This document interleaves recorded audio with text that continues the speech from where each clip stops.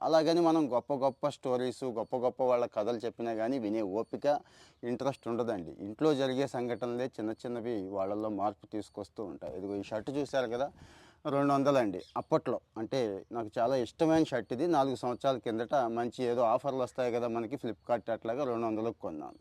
ఇప్పుడు నేను 2 సంవత్సరాల నుంచి వాడుతున్నా గానీ, ఈ షర్ట్ చూస్తుంటే చాలా సంతోషంగా, హ్యాపీగా అనిపిస్తూ ఉంటుంది. ఎందుకంటారా? మా వాడు ఆల్రెడీ 2 సంవత్సరాలు వాడేసి నాకిచ్చిన షర్టు నేనేసుకుంటున్నానండి. విషయం ఏంటి అంటే, అప్పట్లో మా వాడు కూడా కొత్తయే కావాలి, కాస్ట్‌లీయే కావాలని పెట్టుకునేవాడండి.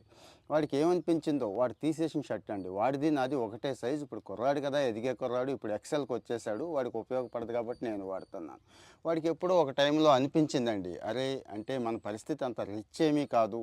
తప్పేమీ లేదు. నాన్నలాంటి వాడే నేను ఇచ్చేసిన షర్ట్‌ని 2 సంవత్సరాల నుంచి వాడుతున్నాడు అంటే, మనం అంత పట్టు పట్టకూడదని వాడికి అనిపించినట్టుంది. ఓ సందర్భంలో